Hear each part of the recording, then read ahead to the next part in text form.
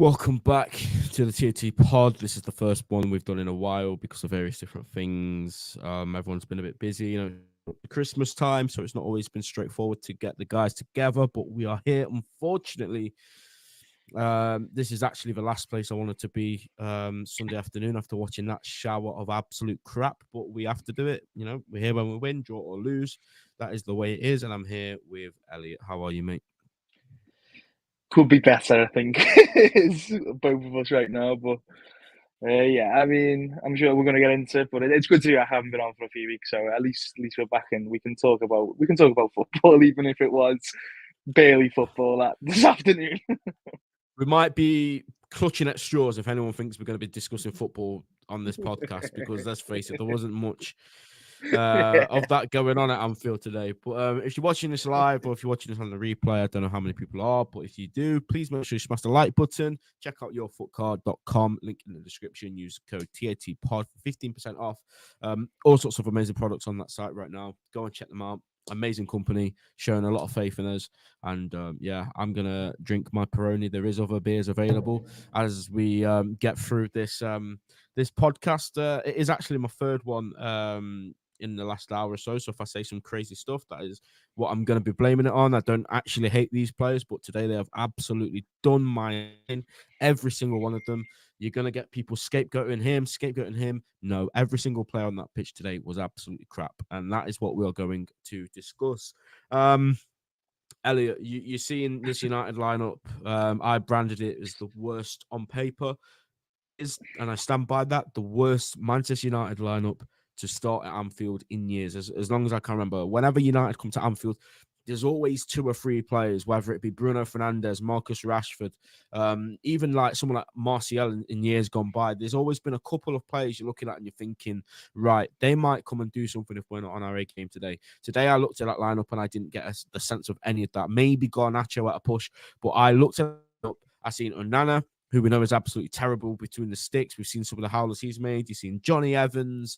You've seen all these terrible plays, Amrabat, and we play like that. We don't test them. We don't create any clear-cut chances. We'll talk about the first half, but, we could just talk about it all, I guess, because nothing really changed in the second. But, yeah, how do you feel Liverpool started, and do you think it was the right lineup going into this game? Yeah, I mean, I don't think there was anything really to say about the lineup other than, to be honest, Gakpo. I've wanted to see him for a couple of weeks now. I think going back to the running last season when Liverpool played really well and turned the season around to the point that they nearly got top four, Gakpo and Nunes, they almost like interchanged from the left wing to the centre forward kind of slot. I know Gakpo was more the false nine and Nunes went out wide, but that was always, if you go to the Newcastle game, I always remember it. They all just kind of, one went from left inside, both goals from left from inside, and they worked well together, and Salah worked well with them. And I don't know why there's a persistence now with Diaz when he looks so out of it. And I'm not saying never play him again. Players go in poor periods of form and they need to be dropped. And right now Diaz is in that. He might be. I think there probably is going to be a conversation, a very hard conversation about Nunes as well right now. But unfortunately for Liverpool, there's no other options. Realistically, you've got to do one of them, and for me, it's Diaz. So I want to see Gakpo, but apart from that, maybe Jones for Abramovich, but that's the nice options. And then you get into the game and maybe you're thinking otherwise. But with United's team as well, I do agree with you. To be honest, my biggest point was McTominay in the 10. He's a poor footballer and he should never be in another 10 role. So I was thinking, oh dear. But, that they were going to be there to defend him, and that, unfortunately, I mean, he didn't have much defending to do, really. I know Liverpool probably created a lot on stats, but it was dreadful. It was really, really poor from all aspects of every attack and play was poor for them from Liverpool. Yeah, you're right. Every attacking aspect, every aspect of the midfield. I thought the defense actually had a game. To be honest, in fact, you know what? There's going to be this whole like weird agenda that United had a plan and United were resilient and they dug. No, they didn't. It was. I'm sorry. I'm not listening to anyone. If anybody wants to tell me United were good today, I would genuinely question as to like, do you watch football? Do you know what you're talking about? United were not good today. Liverpool were just very, very bad. We must have had, I haven't seen the stats. The possession stat must have been at least 70%. There we go, 69% possession. The shots, I'm not even going to look at. The shots are irrelevant to me today.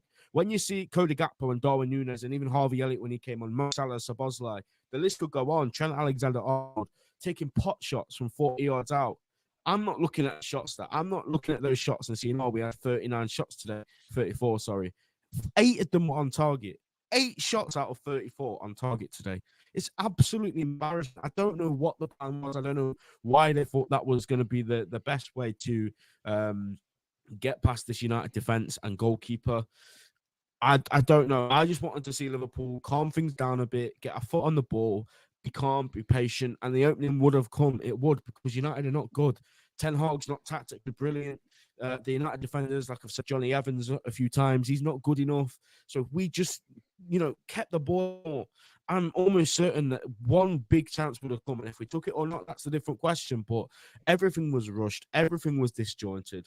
There was not one thing I think I can praise any of the front three about today. Not one moment. Diaz was okay at sometimes, but like you say, he sort of tailed off towards, especially after half time. It says here that Trent Alexander-Arnold got a 9.2. I'm not sure what that's all about. Can you shed some light on that? No, not at Who's all, to giving be these honest. ratings? He was Trent it was so 9.2. poor. Yeah, I mean, I feel almost bad trying to signal out players because everyone was that bad. You know what I mean? When it comes Yeah, to, exactly. Yeah, like chatting about them, because I mean, you're gonna have people going at Nunes, you're gonna have people going at Diaz, but every single one of them in an attacking state of play was dreadful today, and I don't think it's harsh to say that at all because they were. Van Dijk and Canate thought were brilliant. Alisson always gets credit, and he deserves so much credit today because Liverpool looking at a loss there. And I know you say United didn't have a plan, they were poor, but at the end of the day, they have two of the big chances, don't they? Maybe one, if I remember it wrong, but Alisson effectively saves Liverpool again. And it just goes back to you looking ahead now because you have to. You can't really look back. And Liverpool, it's a bit of a worry, isn't it? Because just Salah was poor today, but when he's not on it, no one else can drag Liverpool out of it, and he's going to AFCON. So there's a Mm. massive worry for me there. There's a massive worry. I wouldn't be surprised if we dipped into the market. In fact, I would, because it's Liverpool. Sometimes that doesn't happen. But we do like a January signing, and I think, like you say, we've become so reliant on Mo Salah right now. It is such a big worry that even in games like today, he's not turning up. Imagine when we don't have him. Imagine when we Yeah, don't have exactly. Mohamed Salah. Yeah. It's going to be pretty ugly. And I like you say, mate. I almost feel bad as well. I agree with you completely. Singling out any players, there's not even any big talking points from this game. It was just rubbish from the first minute. In fact, the first 5-10 minutes, I thought, you know what, we're on top here. The crowd were up for it, and we seemed to be okay. We were attacking them, attack after attack after, and then it almost felt like as soon as the big chance didn't come, or as soon as the goal didn't come, they just sort of, oh, I don't know what we're going to do now. So what for you that made this Liverpool team just so stale and like stagnant today, mate? What happened? I can't put a finger on it, to be honest. I think I'm in the same. I think everyone's in the same boat, to be honest. But I think it's been a bit of a thing where I mean, I made the point earlier on the season where Liverpool are first in the club against lower blocks in his first couple of seasons. They struggled, and I do think I went into this game thinking obviously United are going to do that because they've got nothing about them, and because they haven't, so they're obviously going to do that. So I think Liverpool struggle. And they did, and they more than struggled. It was awful. You expect much better because they've worked out how to do low blocks for years. So I know I've made the point that they maybe going to a new phase of Klopp, so therefore the struggles are there with a bunch of young players. But at the end of the day, the senior players, Trent Alexander-Arnold's a senior player. Some of what he was, Salah is a senior player, obviously. They were booting the players right in front of them. Trent Carrasco was so poor. It just seemed all so desperate, and it shouldn't be desperate, but I suppose you want to do everything you can to beat Manchester United, and they just didn't seem to have any of it in them. It was like they ran out of. I think Neville said it on commentary. Ran out of ideas, and that was at an hour. So the last half hour was just it kept getting worse. And I mean, to be honest, the biggest thing for me is set pieces. The not putting on Onana's head was I was watching it thinking, what are you doing? Onana had two instances where the ball's around him and it's a bit chaotic. He flattered them both. One at the start where it could have Amrabat cleared off the line, and one at the end where he punches it and nearly takes off Evans' head because he's not intimidating goalkeeper. He makes a good save with Van Dijk, yeah. But why didn't he put it on his head? That would have been Liverpool's best chance to just get a scrappy audible goal and keep them at the top of the table. But instead, they just wasted with stupid, annoying shots on the edge of the box. Everyone was doing it. I don't know why. When's that ever been a thing where Klopp goes, yeah, that's a good idea? No, recycle the ball, go out wide, carry on the attack. None of that was there today. And then that's where I even feel sorry for Diaz and Nunes. And I'm being critical of them because they were poor today. But at the end of the day, when you've got everyone else who thinks they want to be the superhero and score from outside the box, these are the forwards who are meant to get you the shots in the box. They haven't had the chance to realistically get the shot in the box. I know there was one instance and it was woeful from both of them, but they didn't have a lot to go off. I know they were still poor anyway, but I still think like everyone else has got to do better for them. But even though like they have been poor for a little while, today was one of them when everyone has to grow with each other. And everyone kind of was just so selfish in a just woeful type of way. I've never seen that before, where everyone just goes, puts their head down, doesn't look up and shoots. Why? It really, really just, I didn't get it. I really didn't You know get what my worst Darwin Nunes moment was today? When he stopped. Yeah. When he stopped. Like, you're taught from the just, age of 5 years old, when you start playing football, you play to the whistle. You don't stop. Even if he doesn't keep that ball in, as he's tried to keep it in, whatever. But he just stops. And it's like, what if that ball just stopped dead on the line and like you've just completely wasted an opportunity? For me, I love Darwin Nunes, but he's making it very difficult for people like myself. yeah. Look, I'll still sit by him. I'm still not going to say sell him or whatever, like or a lot of people are. But I think I'm ready now. I think I'm ready for Gakpo, or it's going to be Gakpo, isn't it? Because we don't have Jota at the minute. But I think I'm ready for a couple of changes now in this team because we have been getting by games. We've been smashing and grabbing. But Elliot, I remember saying after a couple games back, smash and grabs are great if you do it every once in a while. You can't rely on smash and grabs. You can't rely on Harvey Elliott undergoal from the bench every single game. Like we, at some point, Liverpool have to turn up the gears, and we have to. And I've been saying all season long, we're in a good spot. We were top of the league before today's game, and we haven't clicked yet. I can't keep saying it. We need to see the clicks. We're over halfway through December. And I'm still saying the same thing. I think this Liverpool team, and I don't even think it, I know it, is nowhere near its full potential yet.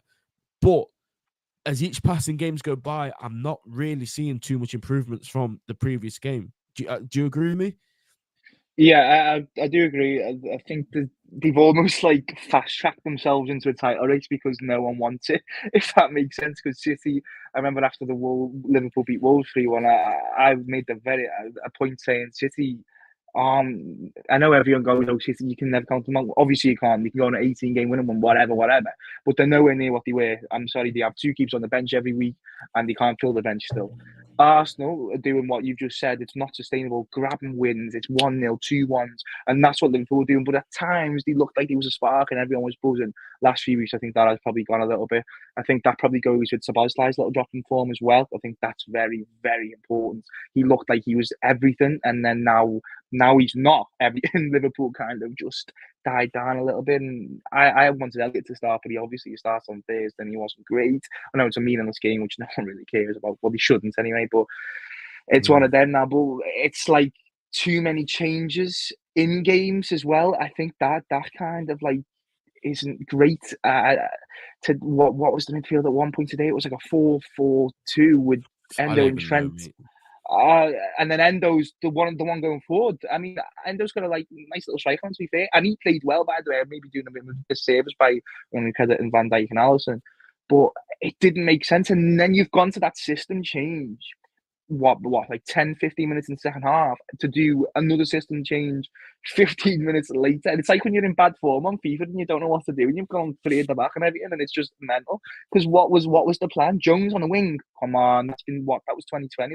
That's not a thing anymore. Elliott in midfield, Jones on the wing. No. Salah up front and putting loads of crosses in when United got six at the back. No. Gakpo on the right never been a thing. It just didn't make sense to me. And maybe I'm being over the top because of Manchester United and everyone wants to be Manchester United, but them substitutions for me were just weird, not poor because everyone was poor. Don't want to call out anyone for being poor because they were all bad. apart from a few.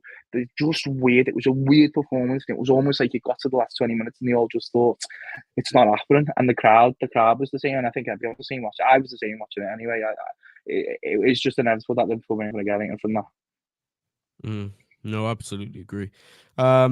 I don't think there's much point talking about the game as such, to be honest, because there's no talking points really. There's the red card, but No. I think we'd all probably agree that was a bit of a silly red card. If that Very, happens for very us, we'd silly. all be fuming about it. So, Very, very silly. apart from that, there wasn't really much to talk about. So let's just fast track and we'll keep this one short and sweet because it's Sunday and yeah, we'll get going in just a little while. But I'm just looking at the table now and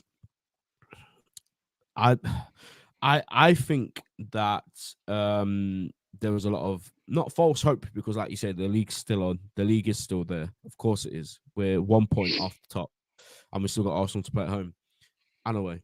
But when I say false hope, I mean obviously seeing Liverpool at the top of the table for a week or so. I think it sort of made people think like, okay, Liverpool are back now. This is like the Liverpool of old, and it never was. There's not been one game this season apart from probably Aston Villa at home where I thought, wow, this Liverpool team are looking like the old Liverpool team. And obviously maybe Newcastle away. To be fair, the mentality in that game and maybe a couple of others, but it never felt like 18-19 or 19-20 Liverpool. But I think because we were top of the league for a week or so, people started to, and maybe myself included, get a bit carried away with this Liverpool team. This Liverpool team is still in transition, and I know it's December now. And I know people will probably expect this Liverpool team to be the finished product. It just doesn't happen that quickly when you've made that many changes. And I still think, like you say, everything's still there for us. We're still in the quarterfinal of the League Cup. We're still in the FA Cup. The Europa League are into the round of 16. And the title race is wide open. But we are still in transition. There is going to be bumps along the road. There's going to be growing pains. There's going to be things to figure out, which I'm sure Jurgen Klopp will do that, by the way. That's just making that perfectly clear. I'm still in full trust and faith with that manager, that if there's anyone that will figure out how to get the best out of these players, it's always going to be him. And we will see Liverpool improve. We 100% will. I just think, obviously, especially in this period that we're in now, it is a results game at the end of the day, and we just need to see Liverpool get the results. And I know, as I said before, and this might seem hypocritical, that smash and grab's not good, but I think just in December, just whilst coming every 2 or 3 days, we've got cup action, then we've got Arsenal, then we've got all these other games coming up around Christmas. I think we've got Newcastle around New Year. We have to just get the wins. That is the most important thing. The draws, we know more than anyone, Elliot. The draws have killed us in seasons gone by. Drawing too many games is worse than losing 1 or 2. So we need to start getting these wins in, and we just need to see improvements, don't we, mate? Yeah, I think there's just little phases of attack and play need to be neater, and I think then you have the attack and plays becoming better. But I think next week's obviously massive. But for me now, I think West Ham's massive, to be honest, because they don't beat West Ham and you're out of a cup. The mood going into this title decided, which it will be labelled as, even though there's 20 games left after it. I think the mood will just be awful. But then, Anfield's going to be, we should be up for it. It's Arsenal, and they will think they can win. And after last season, when Liverpool were meant to be this dreadful team, and Arsenal just absolutely battered at Anfield, Liverpool should want to show that they can wipe the floor with them still. But listen, there's got to be a lot of improvements before that. But this title race for me is absolutely wide open for anyone. Any of that top 5, even though Spurs have got such a weak squad realistically in terms of depth, they can still go and win it for me right now, because look at it, look how tight it is. It's mental. And to be honest, I said before the Palace game, I do genuinely think, even though Liverpool have been poor and there's a couple of attacking players who really, really, really need to show their worth, otherwise there's going to be serious questions about, possibly replacements. And unfortunately, football isn't as easy as Football Manager or Career Mode, where you go sell, buy. Liverpool are going to have to persist with these players, and that should be a good thing come the end of a bit of a rusty spell. But if they pull, show their worth, I genuinely do think Liverpool can go and win this title. But obviously, next weekend is massive. But I after that Wolves 3-1, I remember saying on the podcast, this title, I think Liverpool can win it, and I still think they can. But the little just not kind of giving up in attacking phases, because I had Trent crosses, Salah booting it, Gakpo shooting, Elliott shooting, Szoboszlai having wild attempts. Just got to be neater, and I think that'll come with time. But we've already seen it, so maybe it's just a bit of a dip, and that as you said, it's a transitional season. I do think he probably didn't expect to be in this title race. Certainly not now No, in the not at season. all. Anyway, maybe if they drag themselves like 10 to 12 points behind and just get themselves in a running, but because everyone kind of just doesn't want it almost at this point. I mean, Mm, Arsenal maybe now they're favourites, but I'm not having them as favourites. I'm not having them going, oh my goodness me, no they way. are title favourites. I'm not having it. I'm not having any of them. I'm not having Liverpool, but I just think Liverpool can nick it because I don't know. Maybe I'm being over optimistic, and I know it's after a dreadful 0-0 draw, but I do think. These, as you said, the mentality against Newcastle did. I think we've got to kind of move past the 19, 20, and 20, the possible quadruple season, the Champions League season, because it's a new team, and maybe we've got to see new things, and that's what we do need to see from the attacking players who haven't been here for too long, even though Diaz probably, it feels like he has been. And it's a shame that injury looks to have maybe, killed off his speed. But we just need to see a bit new things and maybe some new attacking phases and just neat styles of play, especially in them wide thirds, because today it was awful. And then I Mm. think you should see them click a bit more. And then you've got Jota to come back, but, fingers crossed that is much sooner than what it looks like. Yeah, he's a big And miss. then, He's a very, very yeah, big miss, Diogo. exactly. Mm. He's almost like the left. He's like Gakpo, and maybe Nunes in one, isn't he? Where like he's quick, he's got the agility, and he can be the false nine as well. But listen, there's no point in trying to hypothetical situation when he's coming back. But I just still think I don't think there should be such a big downer because I'm feeling as you are. Everyone's feeling that Liverpool haven't beat this Man United team. They've been woeful all season. But there's a title race, there's a League Cup quarter final. There's a massive, massive, massive game next weekend. And if Liverpool go and win that, all of a sudden the narrative changes once again. And that's all this is going to be. I mean, Aston Villa were favourites last weekend or whatever it was. So, you know what I mean? I'm not to discredit Villa, they look fantastic, but that's out the blue, isn't it? This narrative changes every single weekend. And I think the narrative will change Liverpool every 3 days. So I think we just have to be patient, get you to the 25-6 game mark, and let's see where it is. And I think we've said that all season round, haven't we? Really, get to Christmas, let's see where it is. Get to February now, get to March. Let's just take it a few games at a time. And maybe they aren't quite good enough right now, or maybe they'll get lucky, or show they are worthy of being at the top. But I think today, let's hope it's a one-off where it's a low block. And they've just got a bit unlucky, even though they were shambolic. Not to be too harsh on. I mean, no, you're spot on, and I think it just come down to a case of who can put that 10-game run together, who can win 8 games out of the next 10. I think that's what it'll come down to, and whoever does that probably goes all the way. There's a big game in the middle of that, and look, if it doesn't go our way and we don't win the title race, Elliot, one thing we did well in 2021-22 was we had the domestics to fall back on, and we've got a big game on Wednesday night. We're in the quarterfinal of the Carabao Cup. Let's just finish the pod. We'll keep it short and sweet on that, mate. What do you do, mate? Are you going strong for that? Because West Ham are a half decent side, or are you giving Elliot and Jones, those kind of players, a run out? Well, I think Elliot and Jones are still strong. You know what I mean? It's not going to a second string. So Jones was, I think we were all praising him as one of the most influential players to start the season. So it's a weird one because it's almost like if you want to show the two players in that front line today, who everyone's kind of doubted now, which I think we all are, and not to be harsh, but Nunes and Diaz, they look. For me, just quickly on Nunes, after that international break, where he scored like 2 or 3 goals for Uruguay, he just hasn't even looked anywhere near that. I don't know if it's too many games, but it doesn't even look like he can put a sprint together now, and it's really, really odd. But I think it's now you've got to pick whether you want to do the changes and basically say, listen, you haven't been good enough, or you want to stick with them and go, prove to me. So what I'd like to see is I think Diaz needs to just have a bit of a time out because I just don't think he looks at it. Nunes has been poor, but I want to go back to Nunes and Gakpo and see whether they can actually play together again. Whether that is Nunes on the wing, I don't know. And Gakpo in the false nine, and Nunes making the inverted runs inside the box, which looked good at times last season. And Nunes likes to go in that left little space anyway. I think that would be the best thing for me. I think you've got to go strong because this is a couple Liverpool should win now because Liverpool are by far the favourites. They should still be by far the favourites, obviously. I think you go strong. Yeah, I think you kind of try to get the momentum back because it's been lost today. I think the mood and just a goalless draw against United after beating them 7-0 last season. I think you lose a bit of momentum. It's just around the whole campaign. So you want to get that back. I think you go strong and then try and win the game.